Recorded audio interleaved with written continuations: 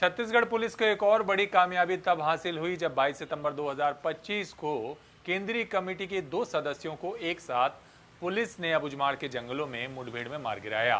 ये दोनों नक्सली ऐसे नक्सली थे जो बस्तर में नक्सलवाद को पनपाने, उनकी जड़ों को मजबूत करने, सींचने और नई जो जनरेशन है माओवादियों की पीढ़ी की, उसको तैयार करने में इन लोगों ने अहम भूमिका निभाई। न केवल गुरिल्ला क्षेत्र विकसित करने, बल्कि इसके अलावा एरिया कमेटी से लेकर अर्बन क्षेत्र में भी डेवलपमेंट करने का काम इन्होंने व्यापक तौर पर बस्तर से लगे विभिन्न क्षेत्रों में किया था। और ऐसे में इन 2 बड़े नक्सलियों के मारे जाने का असर व्यापक और काफी गहरा होगा, नक्सल संगठन को झकझोर देने वाला होगा और ऐसा दिखाई भी देता है। जिस तरह से ये मुठभेड़ हुई उसको लेकर कई तरह के सवाल बार बार उठ रहे थे और माओवादियों ने भी अब इस पर पत्र जारी किया है और दावा किया है कि पुलिस द्वारा बताई जा रही कहानी झूठी है, मनगढ़ंत है और ये जो मुठभेड़ है ये वास्तविक नहीं है, फर्जी है। ये आरोप माओवादियों की तरफ से लगाया गया है। 23 सितंबर को यानी कि घटना के ठीक अगले दिन माओवादियों के प्रवक्ता विकल्प के नाम से ये पत्र जारी हुआ है, जिसमें इन दोनों केंद्रीय कमेटी के सदस्यों की मौत को लेकर उन्होंने अपनी बात लिखी है। पत्र विकल्प के नाम पर जारी हुआ है। विकल्प एक छद्म नाम जो पार्टी के प्रवक्ता के तौर पर हमेशा कोई नया व्यक्ति धारण करता है जब पिछले व्यक्ति को या तो हटा दिया जाए या फिर जैसा कि इस मामले में हुआ है मुठभेड़ में मौत हो जाए। कट्टा रामचंद्र रेड्डी पहले विकल्प के नाम से गुडसा उटसेंडी के नाम से लंबे समय से पार्टी के प्रवक्ता के तौर पर पत्र जारी किया करता था। पिछले कुछ समय से जिस तरह से ऑपरेशंस तेज हुए हैं, सरकार से बातचीत के प्रस्ताव बार बार पार्टी की तरफ से, माओवादी पार्टी की तरफ से आते रहे हैं, तो उसका चेहरा भी, उसकी आवाज़ भी विकल्प की रही है और उस वक्त ये काम रामचंद्र रेड्डी की तरफ से किया जाता रहा है। लेकिन अब उसकी मौत के बाद फिर से एक विकल्प के नाम पर पत्र आता है और इस पत्र में ये बताया जाता है कि जो रामचंद्र और सत्यनारायण की मौत हुई है वो असल में मुठभेड़ सही नहीं है। मैं आपको इस पत्र से जुड़ी जानकारी बताता हूँ कि आखिर माओवादियों का दावा कैसा है। इससे आपको ये समझ में आएगा कि उनकी पकड़ या तथ्यों को जानने को लेकर के जो उनकी समझ है वो कैसी है और क्यों वो ऐसे आरोप लगा रहे हैं। आपको ध्यान होगा कि अधिकारियों ने बताया था कि 22 तारीख को यानी 22 सितंबर 2025 को अबुझमाड़ के फरसे बेड़ा और तोय मेटा के जंगलों के बीच सुबह से मुठभेड़ शुरू हुई और ये मुठभेड़ शाम तक चली। रुक रुक कर चलती रही, काफ़ी ज़्यादा एक्सचेंज ऑफ फायर नहीं हुआ और बाद में जब सर्चिंग की गई तो ये दोनों शव इन केंद्रीय कमेटी के नेताओं के बरामद किए गए। मौके से हथियार और दूसरी चीज़ें भी बरामद की गई, जिनकी तस्वीरें आपने देखी हैं। पुलिस अधिकारियों के बयान भी सुने हैं कि कैसी ये मुठभेड़ हुई। लेकिन जो संतरी या गार्ड्स थे जो आमतौर पर केंद्रीय कमेटी के नेताओं के इर्द गिर्द रहते हैं, वो इस मुठभेड़ में कोई भी मारा नहीं गया। इस पर जब हमने बस्तर रेंज आईजी से बात की थी तो उन्होंने बताया था कि दरअसल ये जो दौर चल रहा है इसमें जब भी ये मुठभेड़ होती है उसके बाद जो लोकल गार्ड्स हैं वो बुजुर्ग नेताओं को उनके चलने फिरने की अक्षमता को ध्यान में रखते हुए, भाग पाने की स्थितियों को नहीं ध्यान में रखते हुए वो अक्सर उन्हें छोड़कर निकल जाते हैं, जैसा कि बसवराज के मामले में भी हुआ था। और एक जो दस्ता था वह एम्बुश तोड़कर मौके से निकल गया था, जबकि बाकी लोग, अन्य लोग उसके साथ मारे गए थे। यहाँ तो एक भी गार्ड नहीं मारा गया। लिहाजा माओवादियों ने भी इस मुठभेड़ पर सवाल उठाए हैं। उनका जो पत्र है वो विकल्प के नाम से जारी हुआ है। 23 सितंबर 2025 का ये पत्र है और इसमें वो लिखते हैं कि पुलिस अधिकारियों द्वारा बताई जा रही माड़ मुठभेड़ की कहानी झूठी है। हमारे दोनों केंद्रीय कमेटी सदस्य कॉमरेड कट्टा रामचंद्र रेड्डी, कडारी सत्यनारायण रेड्डी को अरेस्ट करने के बाद मारा गया है। इन हत्याओं का वे खंडन भी कथित तौर पर करने की बात कहते हैं। नारायणपुर जिला माड़ क्षेत्र में 22 सितंबर को घटित झूठी मुठभेड़ में अपनी जान कुर्बान किए हमारे दोनों CC members comrade Ramchandra Reddy alias Raju दादा, कॉमरेड कडारी सत्यनारायण रेड्डी अलियास कोसा दादा को हमारे DK@ZC विनम्र श्रद्धांजलि अर्पित करती है। ये उनका तरीका है, जब भी उनके नेता मारे जाते हैं तो वो अमूमन इस तरह के पत्र में इस बात का जिक्र करते हैं। मैं आपको थोड़ा शॉर्ट कर आगे ले जाने की कोशिश करता हूं। इस पत्र में आगे वो लिखते हैं कि इस बीच शहीद हुए हमारे सीसी मेंबर्स, जो कि नाम आपने बस्तर रेंज आईजी की नाम मुँह से भी सुने थे कि 9 से अधिक जो सीसी मेंबर्स हैं झारखंड, छत्तीसगढ़ और इसके अलावा आंध्र तेलंगाना की सीमा पर, और साथ ही साथ उड़ीसा के गरियाबंद के जो सीमाई क्षेत्र हैं यहाँ पर अब मारे गए हैं 2025 के दौरान ही ये माओवादी इतिहास का सबसे बड़ा झटका है। इतनी बड़ी तादाद में केंद्रीय कमेटी के नेता एक साथ कभी नहीं मारे गए हैं। इस पत्र में माओवादी इन सभी का नाम का जिक्र कर इस बात की तस्दीक भी करते हैं कि ये लोग मारे गए हैं। हालांकि इन दोनों लोगों के, रामकृष्ण और सत्यनारायण के मारे जाने को लेकर उनका कहना है कि ये मुठभेड़ सही नहीं है, लेकिन इसके लिए जो तथ्य वो बता रहे हैं वो आपको जानना ज़रूरी है, क्योंकि जब भी माओवादियों की तरफ से कोई जानकारी साझा की जाती है वो कितनी तथ्यात्मक है, अक्सर लोग इसको जानना चाहते हैं, समझना चाहते हैं। तो इस वजह से ज़रूरी हो जाता है कई बार कि आप इस पक्ष को भी जानें। और क्योंकि इस वक्त बस्तर में माओवादियों से बातचीत की जाए या ना की जाए, बातचीत होनी चाहिए, आत्मसमर्पण होना चाहिए। खुद नक्सल संगठन के भीतर भी कई तरह की बातें चल रही हैं कि सरेंडर कर देना चाहिए या हथियार समर्पण करके बातचीत के मुख्य धारा में वापस आना चाहिए। और ये इसलिए भी महत्वपूर्ण है क्योंकि बस्तर में काफ़ी बड़ी तादाद में स्थानीय जो कैडर्स हैं वो भी अभी भी नक्सल संगठन से जुड़े हुए हैं। कई बड़े नाम इसमें शामिल हैं और मुठभेड़ों में उनकी मौतें हो रही हैं और या तो वो सरेंडर करेंगे या वापस आएंगे, इनको लेकर भी तरह तरह की चर्चाएं चल रही हैं। तो ऐसे में हर ये छोटी जानकारी, हर ये घटनाक्रम इस लिहाज से खासा महत्वपूर्ण हो जाता है। हम आगे बढ़ते हैं और जानते हैं कि उन्होंने अपने जो जितने भी नेता हैं उन सभी का नाम यहाँ जिक्र किया और उसके आगे वो लिखते हैं कि यह मुठभेड़ झूठी है, पुलिस अधिकारियों द्वारा बताई जा रही कहानी मनगढ़ंत है, सच अलग है। इन दोनों कॉमरेडों को सीसी ने यानी केंद्रीय कमेटी ने किसी अलग जिम्मेदारी दिए हैं, ये उनकी भाषा का अंतर है। वो लिखते हैं कि सीसी यानी केंद्रीय कमेटी ने इन दोनों लोगों को पहले ही 10 महीने पहले कोई अलग जिम्मेदारी दे दी थी और उस नई जिम्मेदारी के साथ इनको जंगल से बाहर कर दिया था ताकि ये बाहर जाकर उस ओवरग्राउंड वर्क को कंप्लीट करें। 10 महीने पहले इन लोग अपनी नई जिम्मेदारी निभाने के लिए निकल गए। कॉमरेड राजू दादा, कोसा दादा को रायपुर शहर या किसी अन्य जगह से एक साथ या फिर अलग अलग दोनों जगह से निहत्थे अरेस्ट किया गया है। सितंबर 11 से 20 तारीख के बीच में अरेस्ट करने की संभावना है। जितनी जानकारी माओवादियों के पास है उसके हिसाब से दावा कर रहे हैं कि इस बीच में यानी कि 11 से 20 तारीख के बीच में किसी जो गार्ड्स हैं या जो एक स्पॉटर्स होते हैं, जो माओवादी जब केंद्रीय कमेटी के सदस्य बाहर होते हैं तो इर्द गिर्द वो भी उन पर नज़र बनाए रखते हैं। कई बार ऐसा होता है कि उन चैनल से एक निश्चित फ्रीक्वेंसी में वो संपर्क भी करते रहते हैं ताकि जो सूचनाओं का आदान प्रदान है वो निरंतर होता रहे। और अक्सर जब ओवरग्राउंड वर्क में ये रहते हैं तो हर एक दिन में या एक सप्ताह में अपना एक काम तय कर देते हैं और बता देते हैं कि इस बीच में वो 15 से 20 दिन तक किसी संपर्क में नहीं रहेंगे, या फिर एक निश्चित समयावधि में वो संपर्क नहीं करते हैं तो अलर्ट मोड में जो बाहरी सुरक्षा घेरा है वो आ जाता है, भले वो शहर में वो केंद्रीय कमेटी का नेता क्यों ना हो। और इसी लिहाज से इस पत्र में इस बात का अंदाज माओवादी लगा रहे हैं और उनका कहना है कि 11 से 20 तारीख के बीच इनको अरेस्ट करने की संभावना है, क्योंकि इस बीच इनके लोकल जो लोग थे जो इन पर केंद्रीय कमेटी के सदस्यों के साथ कांटेक्ट में इनके सुरक्षा घेरे में मौजूद थे, उनसे इनका कोई भी संपर्क नहीं हुआ था उस दौरान। लिहाजा वो कहते हैं कि इसी दौरान अरेस्ट करने की संभावना है और 10 तारीख तक सुरक्षित रहने का हमें समाचार मिला था। यानी कि आखिरी बार जो कांटेक्ट इनका हुआ होगा इन दोनों नक्सलियों से, रामकृष्ण और सत्यनारायण से, वो आखिरी 10 तारीख के बाद से इनका कोई भी संपर्क नहीं हुआ। लिहाजा इन्हें इस दौरान शायद किडनैप किया गया, ये उनका कहना है। हमारे सीसी कॉमरेडों को उन लोगों की तरफ से पत्र प्राप्त हुआ है।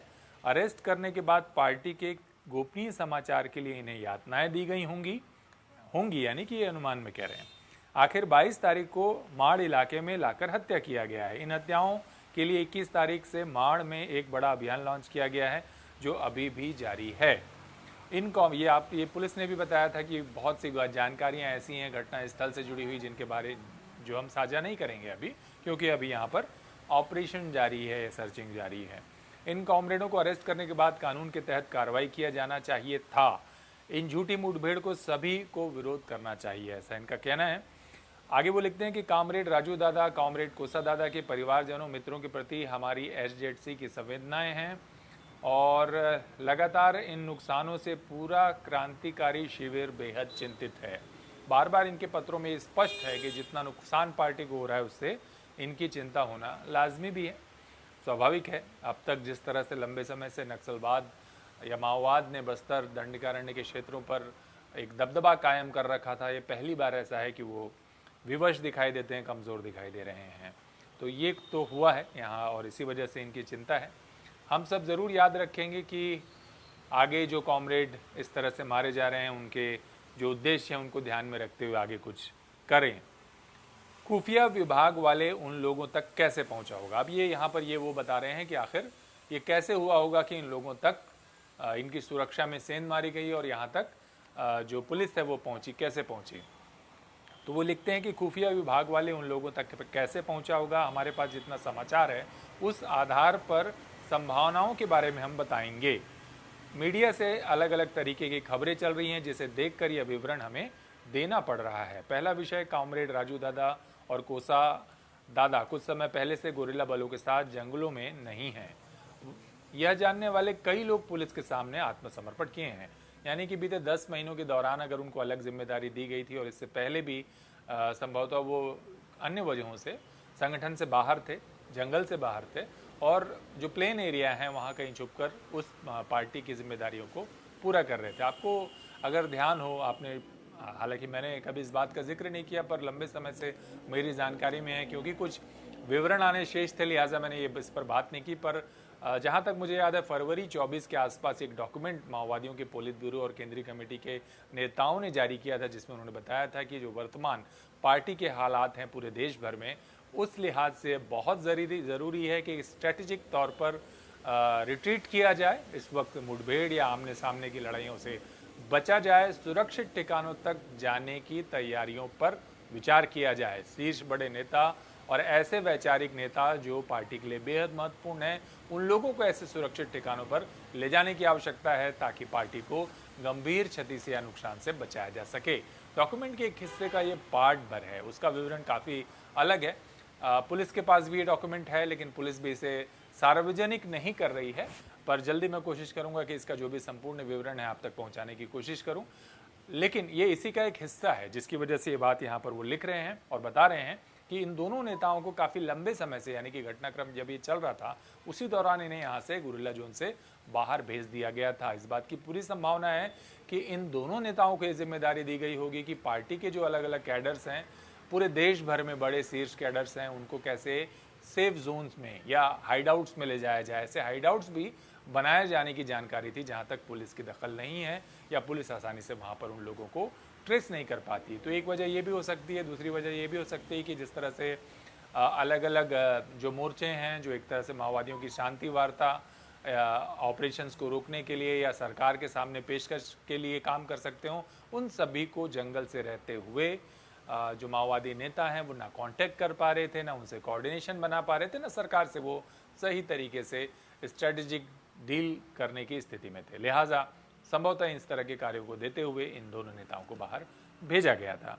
तो इसी बात को वो कह रहे हैं यहाँ पे और ये आगे बताते हैं कि मीडिया में अलग अलग तरीके की खबरें चल रही हैं, इसे देखकर ये विवरण हम दे रहे हैं। पहला विषय, कॉमरेड राजू दादा और कोसा दादा कुछ समय पहले गुरिल्ला बलों के साथ जंगलों में नहीं हैं और ये जानने वाले जो लोग हैं उन्होंने आत्मसमर्पण किया और पुलिस अधिकारियों को इस बात की जानकारी दी। जैसे ही ये जानकारी पुलिस को मिली होगी, पुलिस अलर्ट मोड में आ गई होगी और पुलिस ने ये शुरू किया होगा कि ऐसे कौन कौन सी जगह हो सकती हैं जहां पर ये लोग छुप करके इससे पहले भी अपनी गतिविधियां करते रहे हैं। जैसा कि आपको मालूम है कि रामकृष्णा के पास अर्बन नेटवर्क की कमान थी और उसके बहुत सारे हाइड आउट, सपोर्टर्स और एक चैनल, बड़ा भारी चैनल उनके पास था। और ख़ास बात, खुद माओवादी कह रहे हैं कि रायपुर में होने की संभावना है, रायपुर से उनकी गिरफ्तारी की गई हो। अब आप उनके हौसले का अंदाज लगा कर देखिए, जिस राज्य में सबसे ज़्यादा पुलिस नक्सल मुठभेड़ चल रही हों, वहाँ पर जहाँ पर माओवादियों को इतनी चोट पहुँच रही है, वहाँ पर रायपुर में ये नेता किसी ठिकाने पर छुप कर रह रहे हों। और इस बात की संभावना इसलिए भी बढ़ती है कि आपने अगर मृतक चेहरों को देखा होगा तो उसमें काफ़ी दाढ़ी बढ़ी हुई है। आमतौर पर माओवादी इस तरह से दाढ़ी रखते नहीं हैं, विपरीत परिस्थितियों को छोड़कर। मुझे याद आता है कि बारसूर के जंगल में एक नक्सली मारा गया था, तब उसकी इस तरह से काफ़ी लंबी बढ़ी हुई दाढ़ी देखी गई थी। अमूमन बहुत लंबी दाढ़ी माओवादियों के चेहरे पर दिखाई नहीं देती। तो यहाँ पर भी ये था, इससे ऐसा लगता है कि ये शायद किसी बीच बाहर रहे और उसके बाद या तो अंदर दाखिल होने की कोशिश कर रहे थे, तब पुलिस को जानकारी मिली और पुलिस ने ऑपरेशन करके इस मुठभेड़ को अंजाम दिया। बहुत सुरक्षित घेरे पे ये नहीं थे, ये तो मुठभेड़ से एकदम साफ है। आगे माओवादी जो कह रहे हैं वो ये कह रहे हैं कि आत्म गोरिल्ला बलों के साथ जंगलों में यह जानने कई लोग पुलिस के सामने समर्पण किए और पुलिस अधिकारियों को बताए। सरेंडर करने वालों में एसजेडसी स्तर से लेकर साधारण सदस्य तक शामिल हैं। दूसरा, पुलिस डिपार्टमेंट को यह भी पता चला कि इन लोगों के साथ अंदर से कौन समन्वय की जिम्मेदारी देख रहा है, यानी कि अभी भी इनके साथ कांटेक्ट करके जो लोग हैं वो किस तरह का समन्वय बना रहे हैं, उनका चैनल क्या है। माओवादी अपने लोगों से जो संवाद का तरीका इख्तियार करते हैं, मोबाइल फ़ोन तो ठीक है, पर जब उनके सीनियर नेताओं की बात होती है, सुरक्षा की बात होती है, तो अब भी वो बहुत ही ट्रेडिशनल तरीक़ों का इस्तेमाल करते हैं। चिट्ठी या पर्चे लिखकर गिनती या चुनिंदा जो लोग होते हैं वो बिल्कुल एक दूरी तय करते हुए पहुंचते हैं और उसके बाद अपने जो मैसेजेस हैं वो अपने नेताओं तक पहुंचाकर उसे डिस्ट्रॉय कर देते हैं तुरंत। आपने पुराने ज़माने में बहुत पुराने समय के तरीके देखे होंगे जब रियासतकालीन युग में इस तरह से घोड़े पर सवार होकर लोग चिट्ठियां लेकर जाया करते थे। कमोबेश अंदाज वही है, माध्यम बदल गए हैं, पर सुरक्षा को ध्यान में रखते हुए मैन टू मैन नेटवर्क का इस्तेमाल नक्सली आज भी करते हैं। और विशेष तौर पर जब अपने जो सीनियर लीडर्स हैं, कोई वैचारिक निर्णय लेने की बात हो, कोई आदेश देना हो, तब इस तरीक़ों का ज़्यादा इस्तेमाल किया जाता है। बेशक ये पत्र ऑनलाइन अवेलेबल हो जाता है इस तरह का, ये अलग चीज़ है, लेकिन जब उनके इंटरनल डिसीजंस होते हैं या काम होते हैं तो उस मामले में उनकी सतर्कता काफ़ी ज़्यादा होती है और वो तरीके आज भी बहुत पुराने हैं। और आगे वो बताते हैं इसके बाद कि कोरियर के बारे में भी इन सरेंडर डीआरजी वालों ने अधिकारियों को बताया था। और उतना ही नहीं, पुलिस फोर्स के साथ आकर उस कोरियर को अगस्त 13 तारीख को घर से उठाकर ले गए थे। यानी उन्हें पता था कि जो कोरियर है वो कौन है और उसे 13 तारीख को उठाकर ले गए, उससे पूछताछ की और बाद में 2-3 महीने तक उक्त काम उसने किया और बाद में वो घर में वापस रहने लग गया था, ऐसा उसका कहना था। जो कोरियर था, ऐसा इनका कहना है। उसको बहुत टॉर्चर करके पुलिस ने जानने की कोशिश की, इनका ऐसा आरोप है। वो ये इतना बताया होगा कि कहाँ तक ले गए थे, कौन रिसीव किए, एक प्राइमरी जानकारी उस दौरान जो इस कोरियर ने काम किया वो शायद पुलिस को पहुँच गया था, ऐसा इनका दावा है इस पत्र के ज़रिए। इससे शायद मुख्य कोरियर का नाम भी पता चल गया पुलिस को। यहाँ पर माओवादियों को आशंका है कि इससे वो एक तार तक पुलिस पहुँचने में कामयाब रही और इसी तार को पकड़ते हुए कोरियर तक पहुँचे होंगे, जो असल में अब कोरियर का काम कर रहा था। आगे वो लिखते हैं, इसे हम निश्चित रूप से तो नहीं बता सकते, पर उस कोरियर पर नज़र रखने से कॉमरेड राजू दादा तक पहुंचना आसान है। यानी कि ये एक बड़ी चूक जो वो जानते थे और अब उन्हें इस बात की सबसे ज़्यादा अंदेशा है कि वो जो कोरियर है उस तक पुलिस आत्मसमर्पित नक्सलियों के ज़रिए और पुराने कोरियर के ज़रिए पहुंचने में कामयाब रही होगी और उसके बाद ही इन लोगों को शक हुआ और वहां तक पहुंचे। चौथा, एक और संभावना है। ये सारी बातें देखिए, सारा आरोप है, पर पहली लाइन है कि मुठभेड़ फर्जी है, ये दावा इन्होंने कहा है, लेकिन जो तथ्य ये बता रहे हैं उनमें ज़्यादातर अभी भी संभावनाओं पर आधारित तथ्य हैं। एक अनुमान है कि ये मुठभेड़ फर्जी क्यों है और उसके लिए ये चौथा जो संभावना है उसके बारे में बता रहे हैं कि इन लोग जिन कोरियर को आधार हो रहा है वो कमज़ोर हुआ होगा, अपने परिवार दोस्त लोगों के रिश्ते में गए होंगे। मतलब जो कोरियर है, जो कोरियर व्यक्ति है, इंसान है, वो अपने परिवार रिश्तेदारों से मिलने गया होगा और वहाँ से बात लीक हुई होगी, पुलिस को इन्फॉर्मेशन आई होगी। कॉमरेड राजू दादा अपने सितंबर 9 वाला आखिरी पत्र में इस कोरियर के कुछ कमजोरियों के बारे में लिखा था। यानी कि उसने बताया था कि जो उनका कोरियर है, जो उनके बीच में समन्वय के लिए काम कर रहा है, उनकी कमजोरियों का जिक्र करते हुए इसे बदलने को लेकर उसने पार्टी को पत्र लिखा था। किसने लिखा था? राजू दादा ने, रामकृष्ण ने। और आशंका जताई थी कि मौजूदा हालात में ये खतरा हो सकता है, इस तरह की चूक, इस तरह की लापरवाही किसके द्वारा? ये जो कोरियर है उसके द्वारा। इन सरेंडर्स और गद्दारी से खतरा नज़दीक पहुंचने को व सतर्क होने का मौका उन्हें मिला कि नहीं मिला, ये नहीं बता सकते। इसके अलावा इस बात की संभावना है कि कॉमरेड राजू दादा ने अपने पत्र में लिखा है कि उन लोग आधार होने वाले इलाकों में सब ठीक नहीं हैं। ये आगे लिख रहे हैं कि आखिरी पत्र पढ़ने का उनको हमने जो जवाब दिया, जब उन्हें आशंका जताई, कोरियर को लेकर संदेह जताया कि रिस्क हो सकता है, तब जो वापसी का जो पत्र उनको भेजा गया, उनके ठिकाने बदलने के लिए, उनको दूसरा व्यक्ति देने के लिए, ये पत्र राजू दादा को यानी कि रामकृष्ण को मिला कि नहीं मिला, ऐसा जानकारी संगठन के पास जो नक्सली जंगल में होंगे या विकल्प के तौर पर अब जिनने ये पत्र जारी किया उन तक नहीं उनको उसका जवाब नहीं मिला और उससे पहले उनको इस तरह की जानकारी मिली कि फर्जी मुठभेड़ में ये 2 लोग मारे गए। ऐसा इनका कहना है कि ये फर्जी मुठभेड़ है, जबकि मुठभेड़ के दौरान ये मुठभेड़ कैसी हुई इसको लेकर कोई भी तथ्यात्मक बात इनके इस पत्र के जरिए सामने नहीं है, लेकिन इनकी संभावना है क्योंकि कम्युनिकेशन में थे उनसे, तो इनको ये आशंका है कि कहीं ना कहीं लीकेज हुआ और उसके बाद ये पूरा घटनाक्रम हुआ। कॉमरेड राजू दादा ने अपने पत्र में लिखा है कि उन लोग आधार होने वाले इलाकों में भी सब ठीक नहीं है। हर नुकसान के पीछे लगातार हो रहे सरेंडर मुख्य कारण बढ़ रहा है। सरेंडर्स को लेकर भी जो बातचीत है, जो पत्र है भूपति का, उसको लेकर भी जल्दी हम कुछ बातचीत करेंगे। बातें तो सामान्य हैं, पर पार्टी को किस तरह से नुकसान हो रहा है इसको लेकर उन्होंने ये दावे, ये तथ्य सामने रखे हैं। मुठभेड़ को लेकर आशंका जताई है, पर सवाल ये उठता है कि भाई जब ये नक्सल इतने साल से जंगल में अंडरग्राउंड ओवरग्राउंड वर्क कर रहे हैं, कोरियर है, सिक्योरिटी है, पुलिस फोर्स तो अपनी तरह से एक्शन करेगी ही, सर्च करेगी ही। इस बात की भी संभावना है कि हो सकता है ये कोई रूट अख्तियार करके जंगल दाखिल हो रहे हों और पुलिस को इस बात की जानकारी मिल गई हो। तो संभावनाएं कई हैं, पर जैसा कि आप जानते हैं कि जब इस तरह की मुठभेड़ें होती हैं तो कई तरह की बातें आती हैं, और ये पक्ष माओवादियों के नए विकल्प की तरफ से सामने आया है और उन्होंने माना है कि उनके जो 2 शीर्ष और नेता हैं वो भी अब मारे गए हैं। तो हमने आपको कोशिश की है बताने की कि इस दौरान माओवादी संगठन इस तरह की घटनाओं को लेकर क्या देख रहा है, क्या समझ रहा है, और आपने देखा कि किस तरह से लगातार छत्तीसगढ़ में पुलिस ऑपरेशंस के जरिए जो शीर्ष माओवादी नक्सल हैं, कमांडर्स हैं, उन पर भी किस तरह की निगरानी रख रही है। सिर्फ जंगल के भीतर ही नहीं, जंगल के बाहर भी उनके कोरियर और ऐसे चैनल्स जिनमें इर्द गिर्द वो सुरक्षित हैं, वहाँ तक भी पुलिस धीरे धीरे अपनी पकड़ कसती जा रही है। समय काफ़ी कम है, जो तय लक्ष्य है 31 मार्च 2026 का, पर जिस तरह से माओवादी संगठन का दायरा लगातार सिकुड़ता जा रहा है, उससे ये लग रहा है कि माओवादियों के जो शीर्ष नेतृत्व है, पार्टी का जो संगठन की कसावट है, वो पूरी तरह से छिन्न भिन्न हो गई है और एक नए विकल्प ने नई जिम्मेदारी नए विकल्प के तौर पर संभाल ली है। धन्यवाद।